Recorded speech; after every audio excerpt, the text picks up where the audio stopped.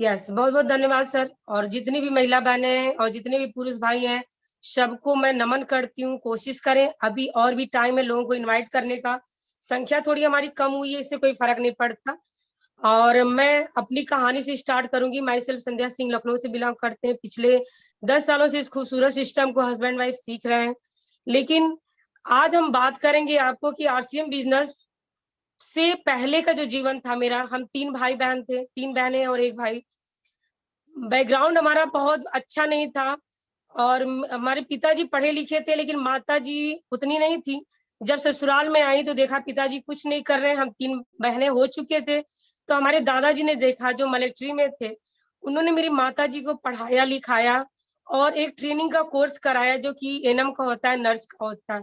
माँ को शुरू से ही हमने संघर्ष करते हुए देखा था।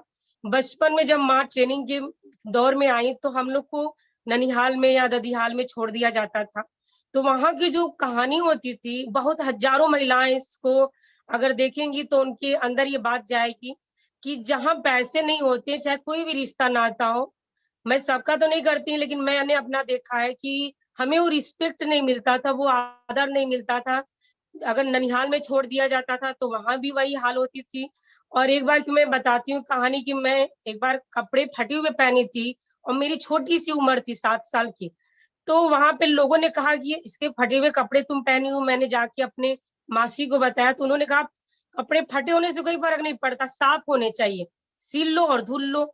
ये बातें मेरे दिमाग में बिल्कुल बैठ गई। छोटी सी 7 साल की बच्ची, ये मेरे को बाद में समझ में आया। लेकिन धीरे धीरे करते हुए माँ ने अपनी ट्रेनिंग को किया, उसके बाद उन्होंने नौकरी को किया। फिर हम भाई बहनों को बनारस बुलाया। फिर देखा कि जो वो काम कर रही थी उनसे उनका गुजारा उतना नहीं हो पा रहा था, तो उन्होंने पिताजी को भी गांव से बुलाया। और फिर जैसे तैसे करके हम लोग का जीवन चल रहा था। हम उस समय 6 में पढ़ रहे थे और अपने 2 छोटे भाई बहनों की सेवा कर रहे थे। छोटे छोटे भाई बहन, क्योंकि माँ बाप नौकरी पर चले जाते थे। इस तरह मैंने अपना जीवन यापन किया, छोटे से शुरुआत की। लेकिन छोटी छोटी आंखों में बड़े सपने लेकर के मैं बनारस जैसे शहर में आई। मैंने पढ़ना स्टार्ट किया। उतनी इनकम नहीं थी। जिस तरह माँ बाप गुजारा बस कर रहे थे कि एक कमरा ले लिया, किराया दे रहे हैं और हम लोग को किसी तरह पढ़ा लिखा रहे हैं। यहाँ तक भी पोजीशन नहीं थी कि मैं चप्पल पहन करके स्कूल जाऊं। लेकिन शौक था, क्योंकि गांव में उतनी अच्छी तरह से पढ़ नहीं पाई, तो मैं स्कूल भाग भाग के चली जाती थी। जब मैं वहां जाती थी तो हमारे सर कहते थे तुमने आज चप्पल नहीं पहने, तुमने जूते नहीं पहने। मैं सोचती थी मेरे पास तो चप्पल भी नहीं है, जूते की सर बात कर रहे हैं। लेकिन मैं घर आकर माँ से कही तो माँ ने कहा कोई बात नहीं। और वो जैसे तैसे हम लोग को पढ़ाना स्टार्ट की। ये छोटी छोटी चीजें मैं अपने घर में करती गई, दिल में। और फिर ग्रेजुएशन किया मैंने। जैसे ही मैंने ग्रेजुएशन किया, मैं एग्जाम देने जाती थी। मैंने देखा मेरे जो जानने वाले लोग हैं उनके बच्चे कॉन्वेंट स्कूलों में पढ़ते हैं, अच्छे स्कूल में पढ़ते हैं। हम लोग क्यों नहीं जाते? मैं मम्मी से पूछती थी। उन्होंने कहा मेरी जितनी पोजीशन थी, जितनी हैसियत थी, मैं उतनी ही पढ़ा पाई। लेकिन हम लोग आगे बढ़ते गए। माँ कभी भी पैसे उन्होंने इकट्ठा नहीं किया, उन्होंने पढ़ाने की कोशिश की। मेरी एक बहन जो आज भी डिप्रेशन में चली गई, कहीं ना कहीं इसका रिश्ता, कहीं ना कहीं वो सारी बातें, ये बचपन जो सजो लेते हैं अपने अंदर, घर में बैठा लेते हैं और जो बाहर नहीं निकाल पाते, कहीं ना कहीं वो बीमारी के रूप में आती है। लेकिन मैंने उसको अपने अंदर नहीं रखा। और जितना मैं पढ़ने की कोशिश की, मेरी माँ ने बनाया, पढ़ाया।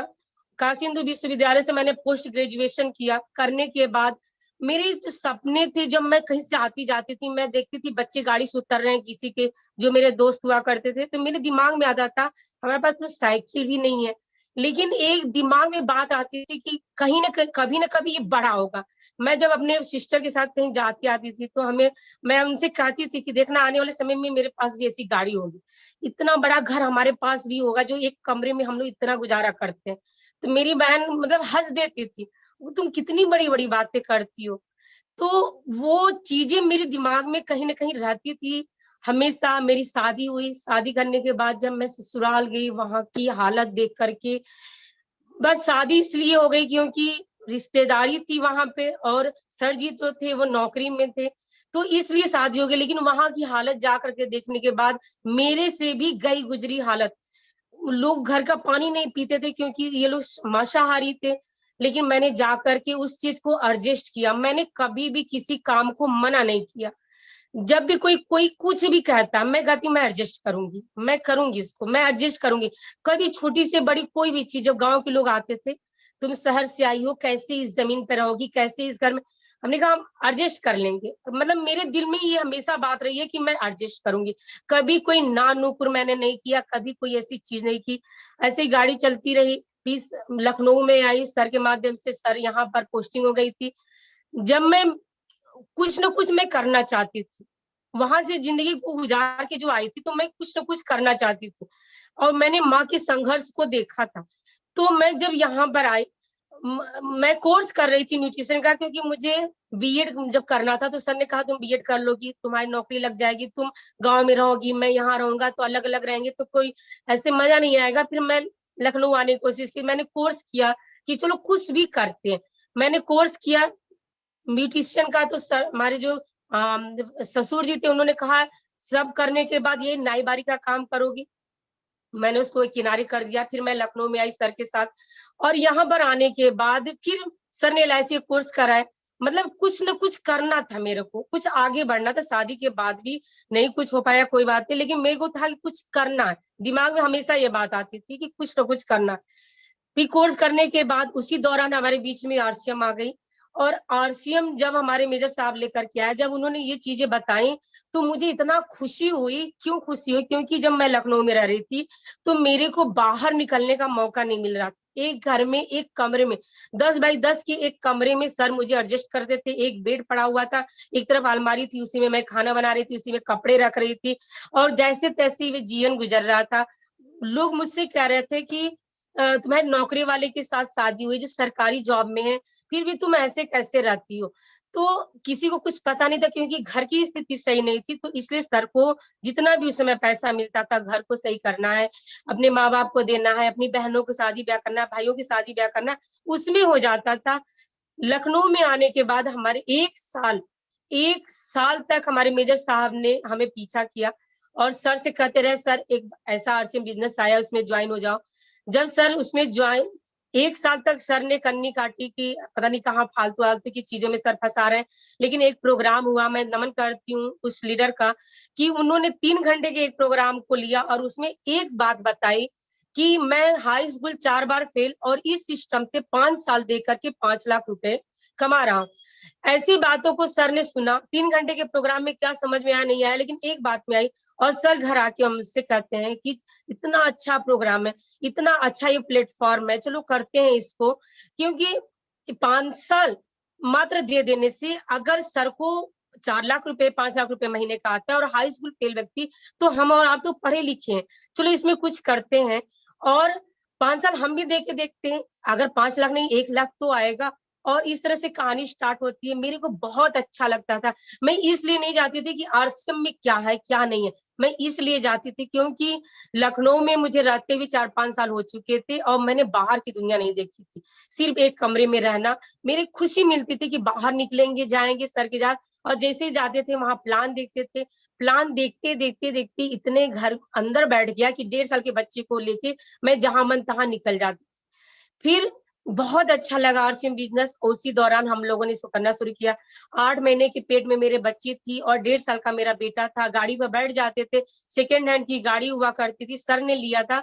और जैसे सेकेंड हैंड की गाड़ी सर ने लिया, मेरे दिमाग में आया सर ने ले लिया सेकेंड हैंड गाड़ी, अब रोड पे चलेगी, ये हो जाएगा वो हो जाएगा। लेकिन जैसे ही सर मेरे को बैठा के लेके जाते थे, कई बार ये गाड़ी फिसली है, कई बार हम लोग बीच चौराहे पर गिरे हैं। कि बरसात, सर इतना लोड, ओवरलोड ले लेते थे। एक बार तो कहानी मैं आपको बताती हूँ कि जिसके घर से वो गाड़ी ली गई थी, उसके घर हम लोग गए। मेरा बेटा टंकी पे बैठा था, मैं बैठी थी, मेरे गोद में मेरी बेटी थी, और मेरी पीछे मेरी ननद बैठी थी। हम लोग जिसके घर गए, उन्होंने कहा इतने लोग इस गाड़ी से आए हो, इतने लोग इस गाड़ी, उनको विश्वास नहीं हो जाता, क्योंकि सर के ऊपर जुनून था कि कहीं भी चल चलो और इसको प्लान को देना। क्यों? क्योंकि सर ने बहुत आर्थिक तंगी को सहा था। उनकी कहानी आप लोग के माध्यम बीच में आएगी। ऐसे करते करते हम लोग आरसीएम में आए, और आरसीएम में हमने पिकअप सेंटर खोल लिया छोटा सा। बच्चे को रोड पर खेलने के लिए भेज देते थे, बच्ची को हम अपने सेंटर पर लेटा देते थे। आपको मैं बताऊं, कहानी तो अब शुरू होती है। कहानी तो यहाँ से स्टार्ट होती है कि लोगों ने ऐसी ऐसी बातें बोली, ऐसे ऐसे वर्ड कहे कि आपको बताने में भी। अब लोगों ने कहा मेरा बच्चा किसी 8 साल बाद हुआ था, तो लोगों ने ऐसे ऐसे ताने मेरे को मारे कि 8 साल बाद आपका बच्चा हुआ है, आप उसको देखने के बजाय ये क्या खुल के बैठे हो, क्या तमाशा कर रखे हो, अगर इतने पैसे की भूख है तुम्हें तो कटोरा लेके भीख क्यों नहीं मांग लेती। ये शब्द मेरे सामने एक महिला ने कहा जो कि जानने वाली थी, और मैं अपने बच्ची को वहीं जमीन पे लेटाई थी और मैं वहां पर बैठी थी। मैं सन्न सी रह गई कि लोग कहते हैं कि सरकारी जॉब में पैसा बहुत आता है। पैसे उस समय जो सरकारी जॉब में था अच्छा खासा जीवन जी रहे थे हम। लेकिन मैं आपको बताऊं कि मेरे अंदर ये कभी ये बात आई ही नहीं कि मेरे हस्बैंड सरकारी जॉब में हैं लेकिन पैसा आता है। कभी मैंने गर्व नहीं किया और कभी मेरी हाथ में मैंने लेके उसको खर्च नहीं किया। जो करते थे सर करते थे, मेरे ये दिमाग में आते ही नहीं था। क्यों? क्योंकि बचपन से मेरे दिमाग में था कि मुझे अपने हाथ में पैसा चाहिए, अपना हाथ का पैसा मुझे खर्च करना। मेरी सिस्टर कहती थी, मेरे घर वाले कहते थे कि तुम सरकारी जॉब में है, पैसा इतना आता होगा, उन्हें क्या पता कि कहाँ चला जाता है, और तुम ऐसे कैसे जीवन जीती हो। उसके बाद आरसीएम। अब आरसीएम जब आ गई, जुनून के साथ जब करना शुरू कर दिया मैंने, तो जो इसमें सपने दिखाए थे वो मेरी बचपन की चीजें याद आने लगी। मेरे बचपन की चीजें, जो जो चीजें मैंने सही, वो मुझे मैं भूल चुकी थी कि मेरी मासी ने क्या कहा, मेरी दादी ने क्या कहा, मेरे इन्होंने क्या कहा था, कैसे कैसे हम लोगों ने अपना बचपना गुजारा। लेकिन जैसे ही मैं आरसीएम में आई और यहाँ पे जो सपने दिखाना शुरू किया गया, वैसे मेरे अंदर अंदर वो सारी चीजें आनी शुरू हो गई। इसलिए जब उस महिला ने ये बात कही कि तुम लोग कटोरा लेके भीख क्यों नहीं मांग लेते हो, सन्न से तो मैं रह गई, लेकिन मुझे अपना वो बचपन याद आने लगा जो मेरी अंदर अंतर आत्मा में बैठी थी। फिर मैंने उनकी बातों को इग्नोर किया और जैसे तैसे हम लोगों ने करना शुरू कर दिया। अब यहाँ पे पिकअप सेंटर खुल दिया। जाने अनजाने बहुत गलतियां कर रहे थे, बहुत ज्वाइनिंग कर रहे थे, पैसे भी बहुत लगा दिए थे लोगों की ज्वाइनिंग में, क्योंकि पैसा बहुत आएगा, पैसा बहुत आएगा। ये करते करते ज्वाइनिंग में बहुत लगा दिया, पिकअप सेंटर कर दिया। और साथ करते करते एक टाइम ऐसा आया कि आरसीएम के ऊपर अब वो जांच चलने लगी। लेकिन मैं आपको बताऊं कि जब आरसीएम बंद हुई, उस दौरान हम लोग के ऊपर, सबके पूरी दुनिया के ऊपर और बहुत से लोगों ने अपना करियर बनाया था, जो भी सबकी चीजें हुई, लेकिन हम लोगों के ऊपर ऐसी कोई आपदा नहीं है। बस एक चीज आया कि हमें इसको खुलवाना है, और हम लोगों ने बड़ी इसको काम करना शुरू कर दिया। अपने छोटे छोटे बच्चों को लेकर दिल्ली गए वहां पर। क्यों? क्योंकि दिमाग में था बहुत अच्छी चीज है, यहाँ लोगों के सपने पूरे होते हैं, और टीसी जी का विश्वास था सब अच्छा होगा। मुझे विश्वास था सर पे कि सर जो काम करते हैं बहुत अच्छा होता है और सब अच्छा हो जाएगा। मेरे दिमाग में बिल्कुल नहीं था कि इतना लंबा गैपिंग चलेगा, और कभी भी दिमाग में ये नहीं आया कि खुलेगा नहीं, कभी भी दिमाग में ये नहीं आया। अब यहाँ से कहानी स्टार्ट होती है, यहाँ मेन कहानी तो यहीं से शुरू होती है। हम लोग दिल्ली गए, वहां पे रोड पे धरना दिया। फिर सर 17 बार लगातार जयपुर गई, ये कहानी बढ़ती चली गई। अब वो जो 9 महीने का पीरियड था उसमें बिल्कुल झकझोर के रख दिया। क्यों? क्योंकि सर तो चले जाते थे प्रोग्राम में, और मैं यहाँ पे घर पे रह करके अपने 2 बच्चों के साथ एक कमरे में कैसे कैसे जीवन यापन करती हूँ। अब आप कहोगे कि सरकारी नौकरी में सर थे तो क्या प्रॉब्लम थी। मैं आपको बताऊं कि सर दिल जान से लग चुके थे, और जो भी सैलरी मिलती थी वो जयपुर जाती थी। जो भी सैलरी मिलती थी सर धरने पे ले जाते थे। जो भी सैलरी मिलती थी सर लोगों को इकट्ठा करने के लिए कि वहां पे हुजूम होना चाहिए, वहां पे भीड़ होनी चाहिए, वो सारा पैसा वहां लग दिया जाता था। अब यहाँ पे कहानी, मुझे 9 साल में 9 महीने कैसे मैं बच्चों के साथ रही, 9 महीना लगातार ऐसे लोगों ने कहना शुरू कर दिया। मेरे माँ बाप ने तक कहना भी शुरू कर दिया कि बच्चों को तुम स्कूल नहीं भेज रही हो, क्या बात है, कैसे कैसे लोग। मैं उस 9 महीने के दौरान मैं सोचती थी कि मेरे घर कोई ना आए, क्योंकि जब भी सर धरने से घर पे आते थे, मेरे घर में मैं मेहमान एक बार आ गया था, और मैं अपने बच्चों के साथ लेटी हुई थी, और मैंने देखा मेरे जो रिलेशन वाले आए थे बाई चांस रात में उठ गए, और उन्होंने देखा कि मेरे हस्बैंड जो है वो एक मंदिर हम लोगों ने बनाया था, उस मंदिर के सामने 1:30 से 2 बजे रात में बैठ कर, ठंडी का मौसम था, रात में बैठ करके सर प्रेयर कर रहे थे। जब सुबह हुई तो मेरे रिश्तेदार ने पूछा, ये मैंने तो सुना था कि तुम लोग आरसीएम में आ गए हो, पागल बन गए हो, लेकिन आरसीएम तो बंद है, ये कौन सा काम कर रहे हैं? उस समय उन्होंने कहा कि इसको रोक लो नहीं तो कुछ हो सकता है, इसको रोक लो नहीं तो कुछ हो सकता है, अभी तुम्हारे हाथ में नहीं आएगा कुछ। फिर वो तो चले गए, मैंने सर से ये बात नहीं कही। कहीं न कहीं ये दिमाग में मेरे था कि जो सर कर रहे हैं वो अच्छा कर रहे हैं, और जो टीसी जी कर रहे हैं कहीं न कहीं सब बहुत अच्छा है, क्योंकि विश्वास था। फिर मैं जब पिकअप सेंटर पे जाती थी, लोग ऐसे-ऐसे ताने मारते थे, ऐसी-ऐसी बातें बोलते थे मेरे सामने। एक जानने वाले ही आकर कहे कि अगर तुम लोग सफल नहीं हुए ना, तो देखना एक दिन तुम लोग आत्महत्या तक कर लोगे। बच्चा ये छोटा सा, इसको स्कूल नहीं भेजती हो, तनख्वाह तो आती है, होता क्या है? लेकिन मैंने कभी भी सर को ये नहीं बताया कि ऐसी-ऐसी घटनाएँ घटती हैं। क्योंकि मैं नहीं बताना चाहती थी, मेरे जो बचपन बीत चुका था, मैं इन बच्चों के साथ नहीं करना चाहती थी। क्योंकि महँगाई भी बढ़ रही थी, समय के साथ तो वो जो पैसे आ रहे थे, वो छोटे पड़ रहे थे, और मेरी माँ की वो बातें याद आती थी, वो चीज़ें कि वो ₹300 में उस समय गुज़ारा करती थी, और सर आज 18,000 पा रहे हैं, तो इस समय भी वही सिचुएशन था। यानी नौकरी आपको अमीर नहीं बनने देती और भूखों नहीं मरने देती, ये बातें दिमाग में आती थी। तो कहीं न कहीं इस बिज़नेस को मैंने जॉइन किया था उस बच्चे के लिए। मैंने सर से जब कहा था कि सर, अगर हम लोग आरसीएम को जॉइन कर लेते हैं तो 2, 4, 5,000 भी आएगा ना, तो मैं अपने बच्चे को अच्छा एजुकेशन दे पाऊँगी, क्योंकि मैं इन छोटी-छोटी आँखों में बड़े सपने लेकर के जब लखनऊ में आई, तो वो बचपन की मेरी बात याद आ गई थी जब मैं हाई स्कूल में थी, कि मैं जिस भी शहर में रहूँगी, अगर बाई चांस मेरी शादी हुई और मैं जिस भी शहर में रहूँगी, उस शहर के टॉप के स्कूल में अपने बच्चों को पढ़ाऊँगी।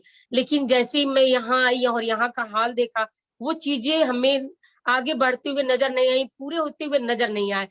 तो अब ऐसी बात में मैं आपको बताऊँ कि इस सिस्टम में आने के बाद बहुत सी चीज़ें हम लोगों ने झेला उस बंद के दौरान, कि मेरे अपलाइन ने कहना अब शुरू कर दिया। जब पीरियड लंबा बीता, 2 महीना, 4 महीना, 6 महीने हुआ, तो ऐसे-ऐसे लोगों ने मेरे से कहना शुरू किया जिसको लाखों की इनकम आती थी, कि संध्या जी फ़ोन से फ़ोन मिलाते थे, और 2-3 बार लोगों ने मुझसे कहा कि संध्या जी, ज्ञान प्रकाश जी को रोक लीजिए, फेसबुक का ज़माना है, धरने पे बैठे हैं, पुलिस विभाग में हैं, अब भी यहाँ पर ये बात आ जाएगी तो उनका क्या हो सकता है आज जानिए।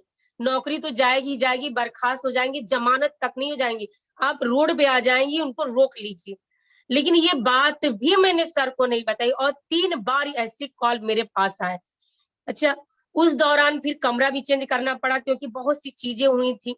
चेंज करने के बाद 2013 में आरसीएम आया मेरे जीवन में। आरसीएम, मैंने जो ये बातें आपको बताई, इसलिए बताई क्योंकि हज़ारों महिलाएँ हैं, हज़ारों पुरुष भाई हैं।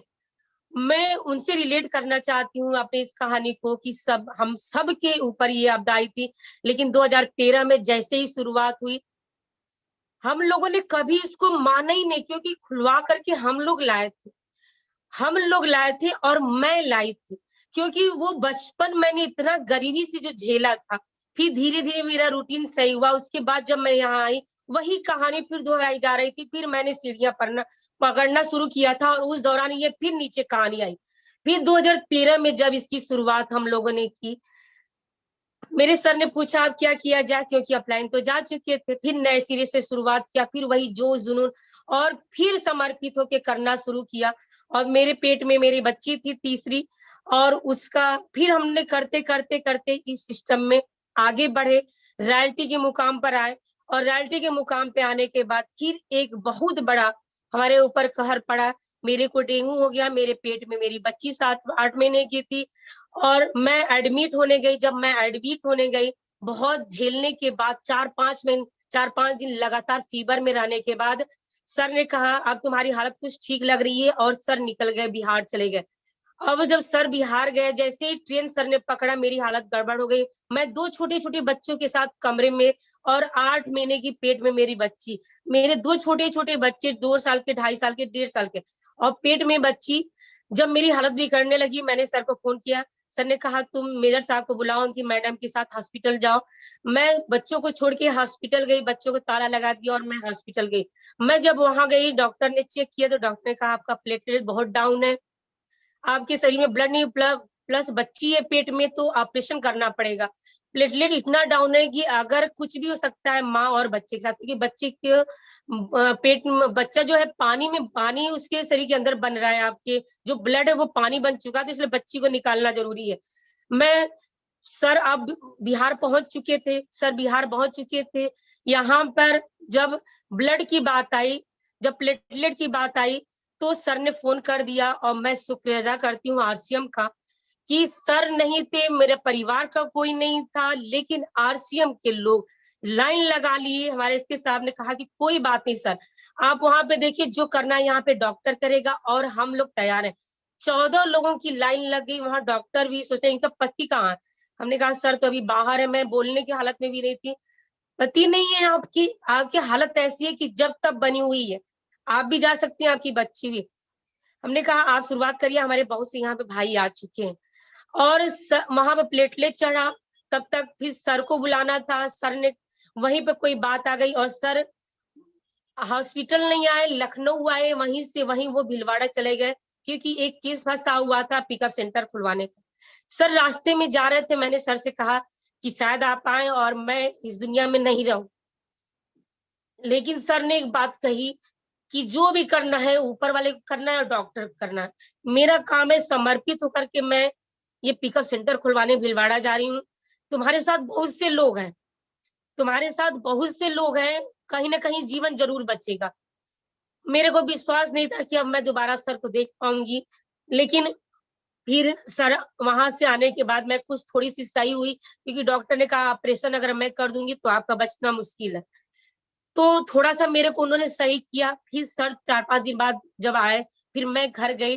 फिर 2 दिन बाद मेरे को फिर एडमिट कराया गया, और मैं एडमिट जब कराया गया तो सर आ चुके थे, और सर आ चुके थे, एडमिट मेरे को कराया गया। ऑपरेशन करके 8 महीने की बच्ची को निकाला गया था, क्योंकि मेरी हालत ऐसी नहीं थी कि मैं उसको नॉर्मल पैदा कर सकूं।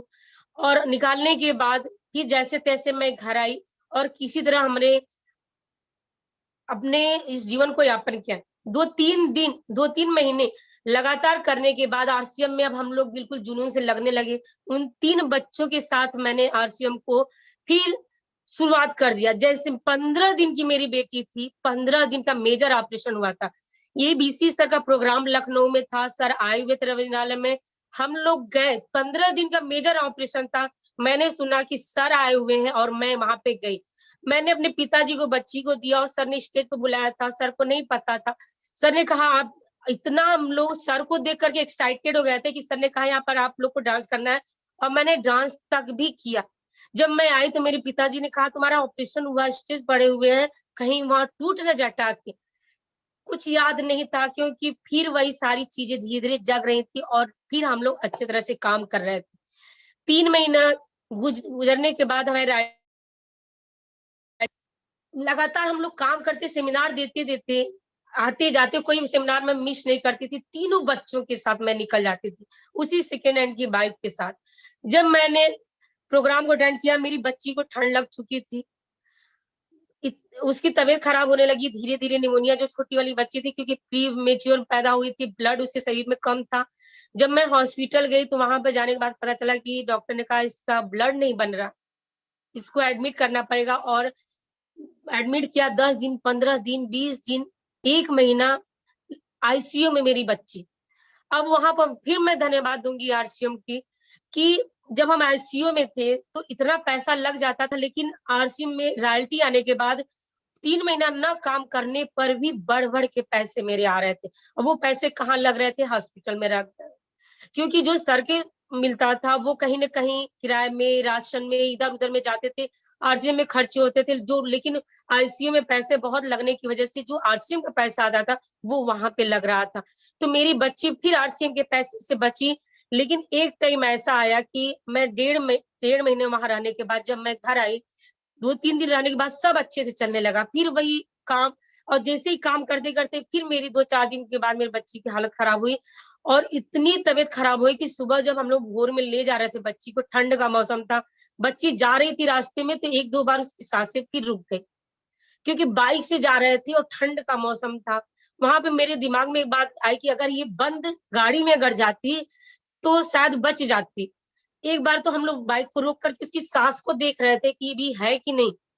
फिर किसी तरह जैसे तैसे फिर हॉस्पिटल में गए, वहां गए, डॉक्टर ने कहा भी डिस्चार्ज आपको नहीं करा के ले जाना चाहिए था, आपकी बच्ची अभी भी इसके शरीर में ब्लड नहीं बन रहा है और इसको बहुत जरूरी है इसको एडमिट करना और यहीं पर आना।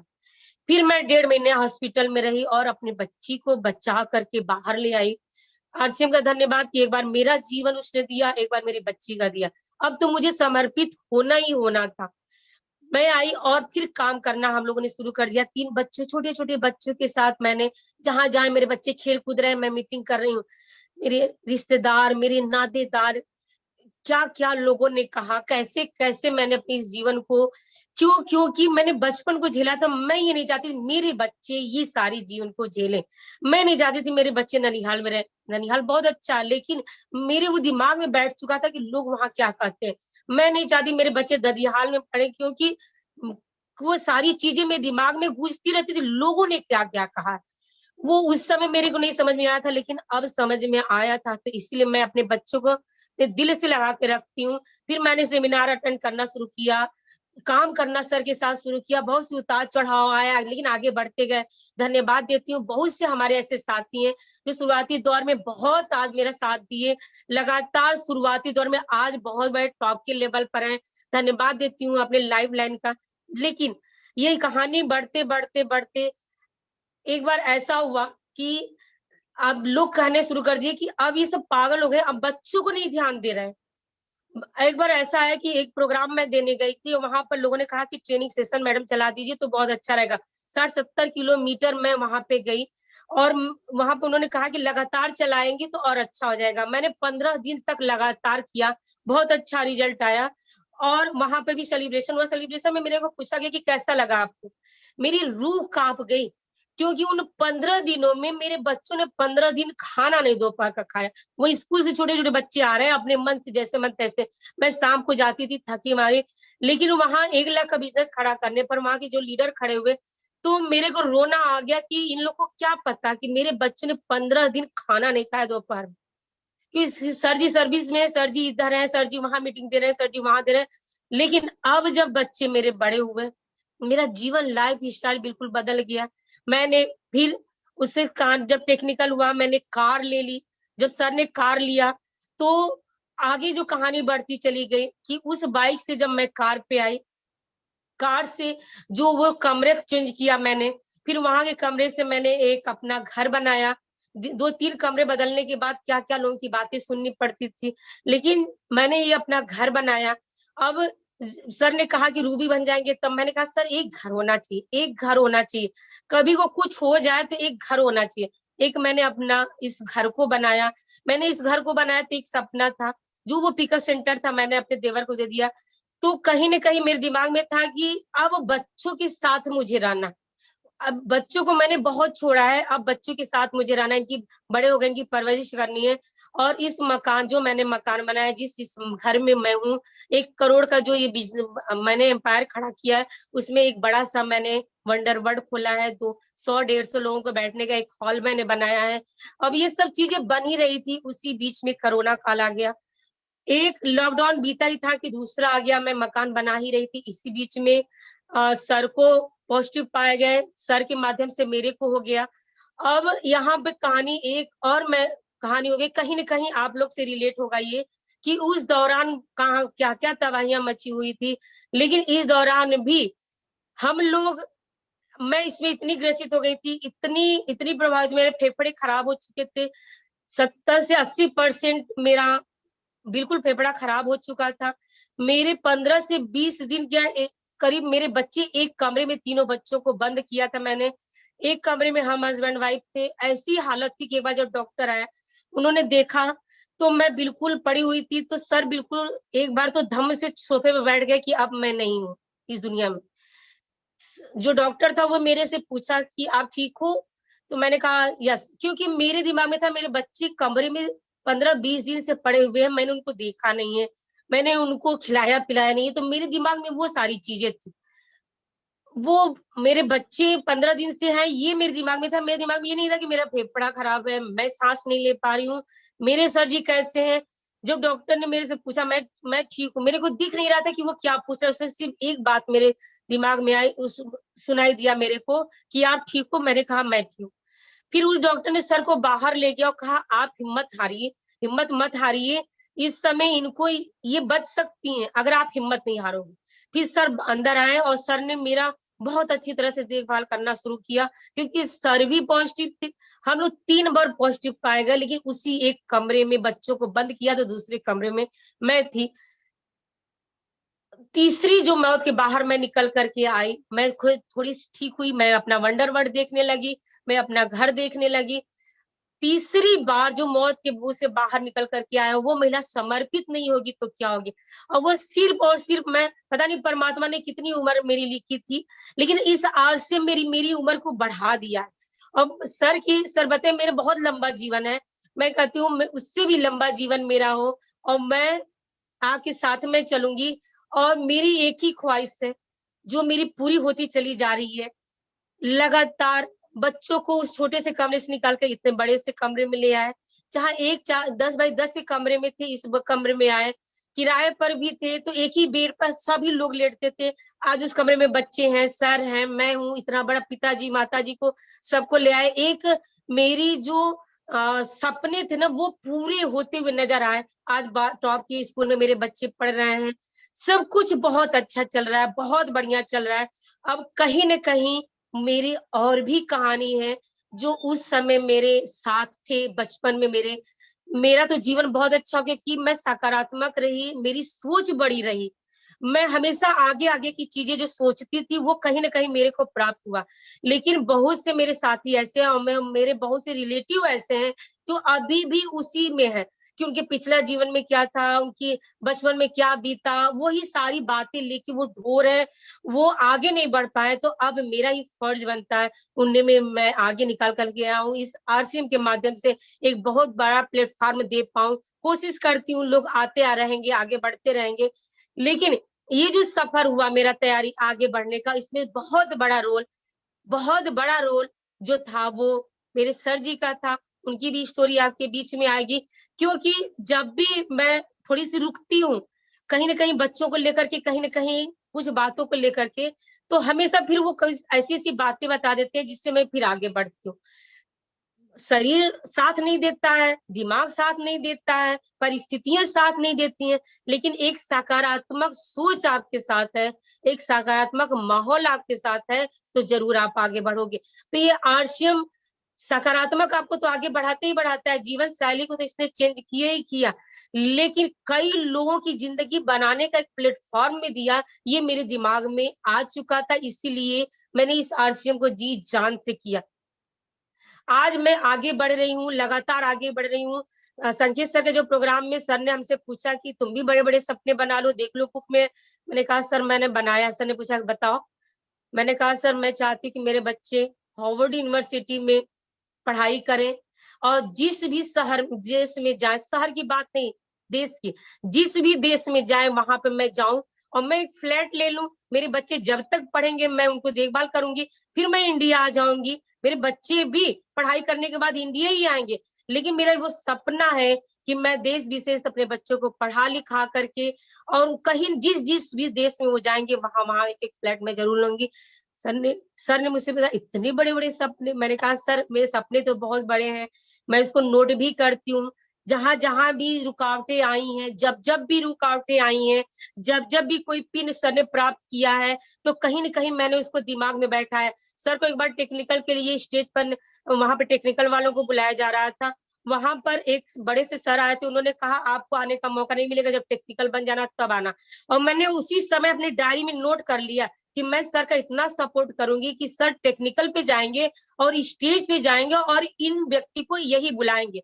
और आप विश्वास नहीं मानेंगे उनका प्रोग्राम लखनऊ में 5 बार हुआ, मैं नहीं गई। कोई न कोई आपदा आ जाती थी, कोई न कोई बाधा आ जाती थी।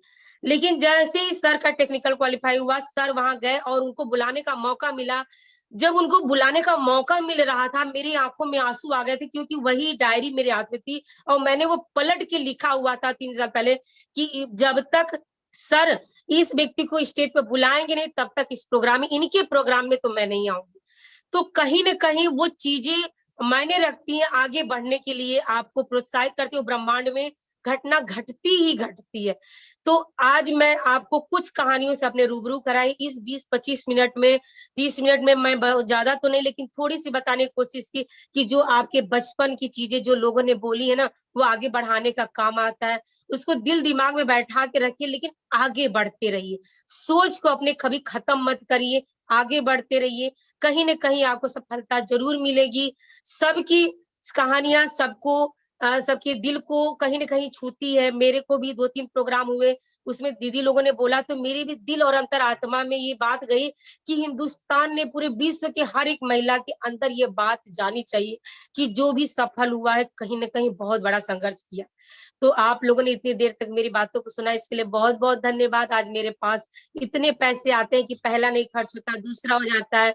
मैं बच्चों से कहती हूँ, मैं तुम्हें यहाँ भेजूँगी, वहाँ भेजूँगी। वो कहते हैं, "मम्मी तुम कितनी बड़ी-बड़ी बातें करती हो।" मैंने कहा, "बच्चा तू लगन से पढ़, तो मेरे जो बचपन में जो मैंने नहीं पूरा कर पाया, जो मेरे माँ-बाप ने नहीं पूरा किया, मैं पूरा करूँगी।" कहीं न कहीं कई बार लोगों ने मना किया, "इतने बड़ी स्कूल में पढ़ाती हूँ, इतना पैसा खर्चा करती हूँ।" मेरे दिमाग में वही बात आती है कि मैं बचपन में सोचती थी, मैं क्यों नहीं कॉन्वेंट स्कूल में पढ़ी? मैं क्यों नहीं इन गाड़ियों से चलती हूँ? मैं क्यों नहीं इतने बड़े-बड़े मकानों में रहती हूँ? मैं अपने बच्चों के एक-एक सपने को पूरा करना चाहती हूँ। साथ में आप लोग भी हैं, आप जितने भी मेरे साथ में साथी हैं, सबके सपनों को मैं पूरा करने का हौसला रखती हूँ और मेरा एक ही सपना है कि जब भी मैं इस दुनिया से जाऊँ, तो मेरी टीम के लोग कहें, "मैडम एक प्रोग्राम दे के ही जाना इस दुनिया से।" और मैं इतना बिज़ी लाइफ़ जीना चाहती हूँ। बहुत-बहुत धन्यवाद। आगे मैं अपने गुरुदेव को बुलाना चाहती हूँ, उन्होंने मुझे मौका दिया। बहुत-बहुत धन्यवाद sir. Thank you sir. Thank you Sandhya madam, बहुत बहुत बहुत। आप लोगों की जब बातें सुनते हैं तो मेरे को ऐसा लगता है कि मैं बहुत बड़ा कर्जदार हूँ आपका, और जो कुछ संघर्ष आपने